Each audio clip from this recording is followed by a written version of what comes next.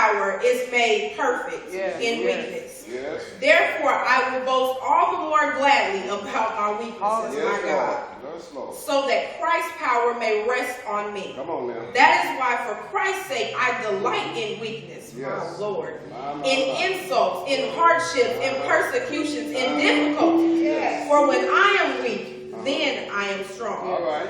The Message Bible in those same verses says, because of the extravagance of those revelations, and so I wouldn't get a big head. I was given the gift of a handicap to keep me in constant touch with my limitations. All right. Satan's angel did his best to get me down. Well, What he in fact did was push me to my knees. come on now. No danger then of walking around high and mighty. All right. At first, I didn't think of it as a gift and begged God to remove it.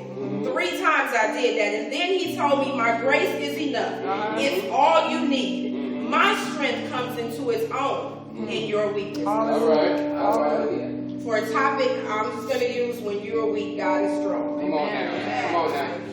Amen. Come on now. So Pastor talked to us on last week about the weapons that are formed in our lives that the enemy uses to try to plague us and bring us down and keep us off our focus. But on today, God said that my grace is sufficient. He said that everything that, we're dealing with, he's able to work that thing out, because when we're weak, God is strong.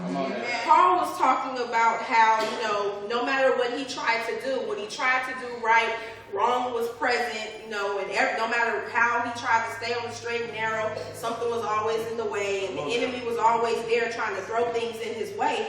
But he flipped that thing, and he said that instead of looking at it as a curse, like we oftentimes look at our past and our hardships and our situations, instead of looking at your past and the things you went through as curses, Paul called it the gift of a handicap. All right. And we would actually say, how can you call a handicap a gift?